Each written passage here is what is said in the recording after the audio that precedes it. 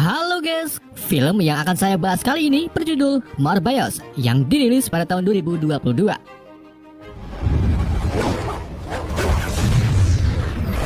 Jadi film ini mengisahkan seorang dokter yang memiliki penyakit darah langka dan sangat susah untuk disembuhkan. Sampai akhirnya si dokter menemukan salah satu obat mujarab. Tetapi sayangnya obat tersebut membuat si dokter berubah menjadi vampir mematikan. Dan gimana kisah selanjutnya? Daripada penasaran, mari kita simak alur ceritanya.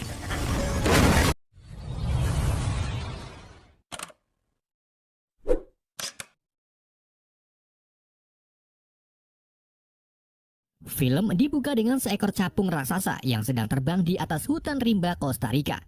Capung tersebut kemudian mendarat tepat di depan sebuah goa yang terlihat sama sekali belum terjamah manusia. Tim ilmuwan yang dipimpin oleh Dr. Michael Morbius lalu mempersiapkan segala peralatan. Rupa-rupanya, Michael akan menangkap seekor kelelawar berjenis kalong yang menurutnya bisa dijadikan obat untuk penyakit darah langka yang sudah lama ia derita. Michael memancing kelelawar tersebut dengan menyobek telapak tangannya sendiri. Saat darah mulai temetes, para kelelawar pun langsung berterbangan ke arah Michael dan menyerang ilmuwan lainnya. Scene berpindah ke 25 tahun sebelumnya, tepatnya di tanah Yunani, di mana Michael yang masih bocil sedang dirawat di rumah sakit karena penyakit darah langka. Pada saat itu juga, pengasuh Michael bernama Dr. Emil Nicholas membawa pasien baru bernama Lucian yang memiliki penyakit sama seperti Michael. Michael lalu menyambut Lucian sebagai Milo karena pasien terakhir yang ada di ruangan Michael bernama Melo, namun ia baru saja meninggal kemarin. Di saat Melo dan Michael sedang mengobrol tentang perbedaan betadine dan Pertus, tiba-tiba mesin pompa darah milik Milo rusak. Michael yang memiliki kecerdasan di atas rata-ratanya rata pun segera memperbaiki mesin tersebut hanya dengan pegas atau per di dalam pulpen. Setelah mesin berjalan normal dan Milo tersadar, Michael dipanggil oleh Nicholas, di mana Nicholas sangat terheran dengan kecerdasan yang dimiliki oleh Michael karena telah memperbaiki mesin medis hanya dengan satu per pulpen saja. Nicholas lalu meminta Michael untuk bersekolah di New York guna masa depan Michael.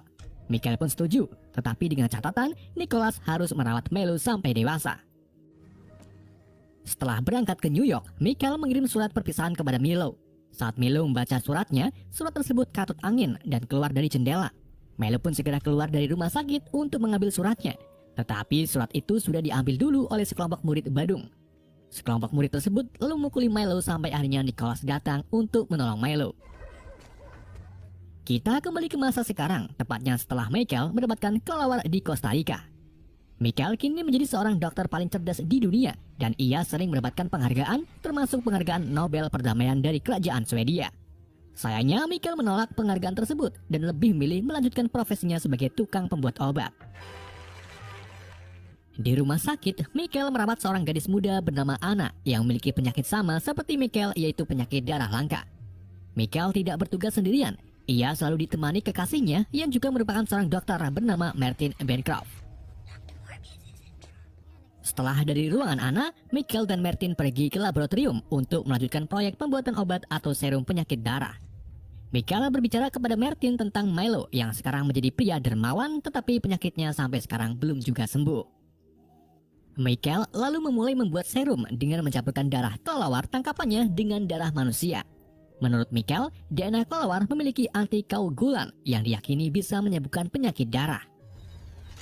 Setelah serum jadi, Michael menguji cobanya dengan menyuntikkan serum tersebut ke seekor tikus putih. Namun sayangnya uji coba itu gagal karena si tikus mati.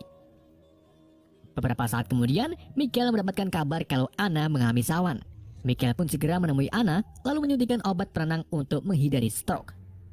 Setelah Anna mulai membaik, Martin dan Michael melihat ke arah lab dan menemukan bahwa tikus putih hidup kembali. Artinya, serum yang Michael buat telah berhasil. Karena Michael tak mempunyai dana besar untuk mengembangkan serum tersebut, ia pun pergi menemui Milo yang kini masih dirawat oleh Dr. Nicholas. Michael dan Milo kemudian jalan-jalan ke pusat kota lalu mengobrol di taman untuk membahas temuan Michael. Michael mengatakan kepada Milo kalau dirinya berhasil menemukan obat untuk penyakit darah. Ia meminta Milo untuk menyewakan sebuah kapal yang nantinya akan digunakan sebagai tempat uji coba terhadap manusia, karena Michael tahu kalau tindakannya ini sangat ilegal. Milo pun akhirnya setuju untuk mendanai Michael. Singkat cerita, Michael dan Martin tiba di kapal kargo yang sedang berlayar di perairan internasional. Michael juga menyewa tentara bayaran untuk berjaga-jaga jika suatu saat nanti ada tsunami. Martin mulai menyuntikkan serum tersebut ke tubuh Michael, kemudian mengikatnya di atas kursi. Saat serum mulai bekerja dengan baik, salah satu tentara bayaran bernama Bagong datang. Ia menanyakan di mana Dr. Michael berada kepada Martin. Martin pun menunjukkannya, tetapi ternyata Michael sudah tak ada.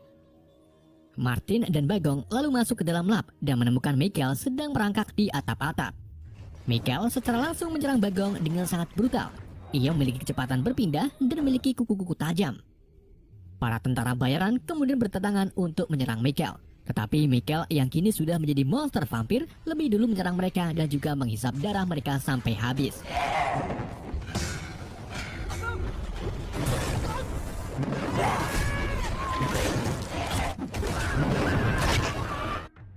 Setelah membunuh semua tentara, Michael tersadar dan melihat tubuhnya yang mengerikan secara perlahan berubah menjadi manusia normal. Michael juga merasakan kalau tubuhnya sehat walafiat, bahkan tubuhnya lebih kekar dari biasanya. Michael lalu melihat rekaman CCTV di mana dirinya berubah menjadi monster vampir dan membunuh semua tentara bayaran. Ia juga melihat kalau Martin pingsan saat serangan tersebut. Martin kemudian mengirim pesan bantuan, lalu mengambil sampel serum dan pergi meninggalkan kapal. Keesokan harinya, agen FBI bernama Simon Stroud dan Al Rodriguez pergi ke kapal kargo untuk menyelidiki TKP. Tim medis menemukan Martin dan langsung membawanya ke rumah sakit. Menurut penyelidikan di TKP, Simon menyebutkan bahwa serangan ini bukan dilakukan oleh manusia biasa, karena setiap mayat memiliki bekas gigitan dan dihisap darahnya. Di laboratorium rumah sakit, Michael mengisolasi dirinya untuk terus memahami kondisi barunya saat ini. Ia juga mengonsumsi darah untuk mengganjal rasa laparnya layaknya seorang vampir. Jadi jika Michael tidak mengonsumsi darah saat lapar, maka ia akan berubah menjadi vampir. Kayaknya sih. Michael kemudian mulai mengasah kekuatan barunya seperti echolocation, terbang, dan refleks yang sangat cepat.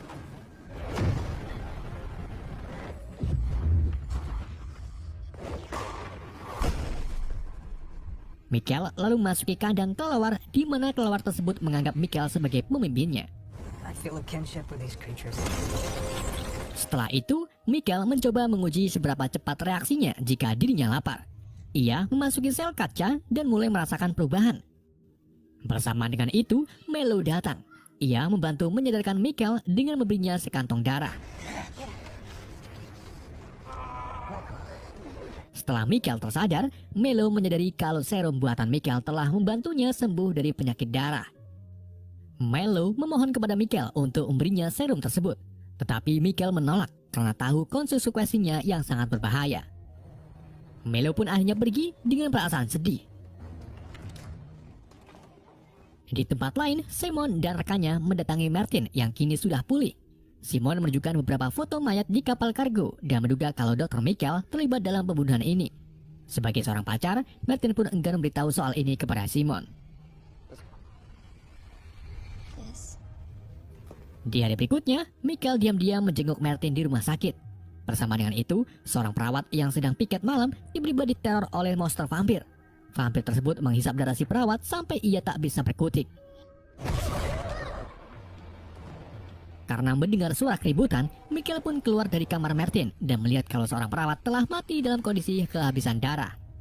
Michael pun bingung karena dirinya merasa tidak melakukan apa-apa.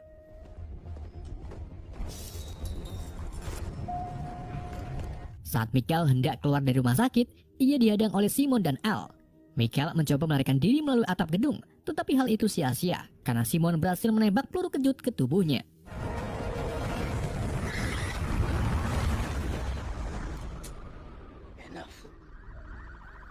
Michael kemudian dibawa ke pusat penahanan untuk diinterogasi. Michael mengakui kalau dirinya menyerang tentara bayaran di kapal kargo, tetapi ia sama sekali tak membunuh perawat di rumah sakit.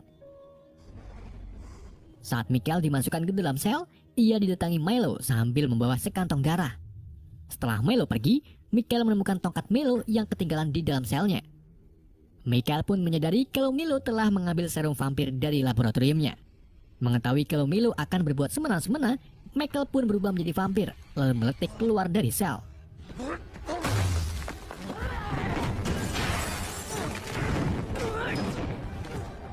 Michael kemudian melihat Melo sedang jajan kepala penjual koran.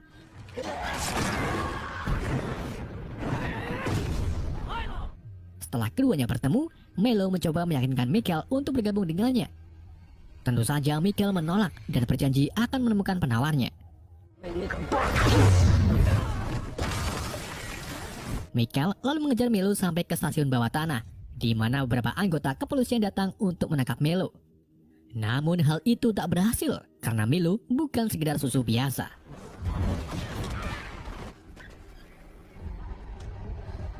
Melo mencoba untuk menangkap Michael, namun Michael lolos dengan terbang ke terowongan melalui gaya tarik angin dari kereta yang melintas. Emang ada cuy gaya tarik angin?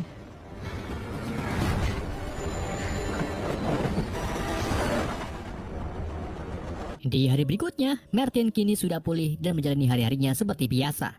Martin lalu ketemuan dengan Michael, di mana Michael minta bantuan Martin untuk mengalahkan Melo yang kini sudah menjadi vampir. Namun sebelum itu, Michael berencana akan membuat serum penawar untuk membatalkan vampirisme yang mungkin bisa berakibat kematian.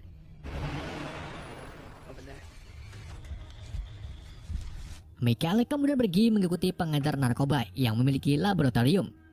Setibanya di laboratorium Illinois, Michael mengusir penghuni lab dengan mematahkan tangan pemimpin preman. Who the hell are you, man? Sedangkan di sisi lain, Melo pergi ke klub malam untuk bersenang-senang. Di sana, Melo diusik oleh 3 pria kempliti. Tetapi Melo tak membalasnya secara langsung karena takut identitasnya terbongkar. Saat ketiga pria itu keluar dari klub, Melo langsung bunuh mereka dengan menghisap darahnya. Pagi harinya, Simon dan tim FBI lainnya menyelidiki kasus terbunuhnya 3 pria tadi malam. Simon dan L lalu meminjam rekaman CCTV milik toko bangunan yang ada di sebelah klub. Di rekaman tersebut terlihat kalau pelakunya bukan Michael Morbius, melainkan Melo. Simon pun menyebarkan hal ini melalui berita dengan memasang wajah Michael dan Melo. Berita tersebut dilihat oleh Nicholas yang tanpa pikir panjang langsung menemui Melo. Setelah bertemu, Nicholas berbicara kepada Melo tentang perubahannya menjadi vampir. Nicholas juga berjanji akan menemukan serum penawarnya. Tetapi Melo menolak dan memaki-maki Nicholas karena lebih menyayangi Michael daripada dirinya. Melo kemudian menyerang Nicholas dan pergi meninggalkannya begitu saja.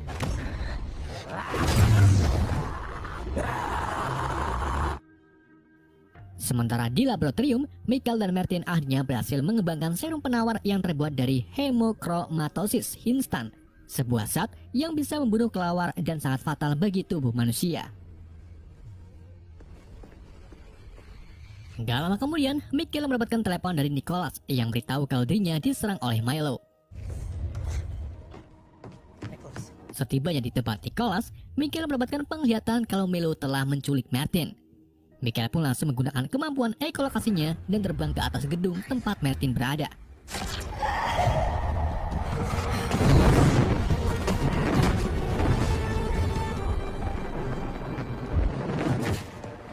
Michael menemukan kalau Martin terluka parah. Saat Martin sudah tak tersadarkan diri, Melo muncul sambil menyindir kalau Michael lemah seperti Cecilion. Michael pun langsung menyeruput darah Martin lalu bertarung dengan Melo.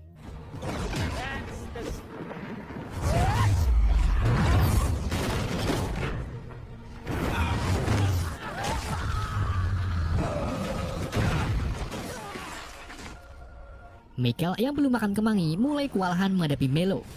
Ia pun akhirnya lemah tak berdaya karena tertindih oleh bangunan. Dalam posisi seperti ini, Michael mengeluarkan kemampuannya untuk berkomunikasi dengan kelelawar di kota tersebut.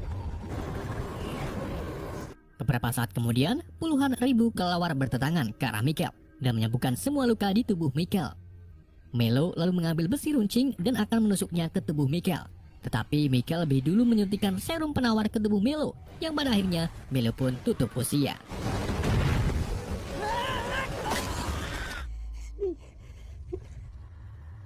Di akhir film, kita diperlihatkan Martin hidup kembali dan berubah menjadi vampir karena terkena gigitan oleh Michael. Di adegan pasca kredit, kita diperlihatkan retakan multiverse yang dilakukan oleh Dr. Strange di film Spider-Man No Way Home. Bersama dengan itu, Adrian Thomas aka Vulture, musuh pertama Spider-Man secara tiba-tiba pindah ke penjara universe Morbius. Setelah bebas dari penjara, Thomas menemukan setelan Vulture-nya yang entah dari mana asalnya. Kemudian di akhir kredit, Vulture menemui Morbius dan mengatakan kepadanya bahwa Spider-Man terlibat dalam apapun yang kini terjadi. Vulture meminta bantuan kepada Morbius untuk bersama-sama memburu Spider-Man dan film pun bersambung. Intriguing. Oke, itulah alur cerita film Morbius. Semoga kalian terhibur dengan alur cerita yang saya bawakan.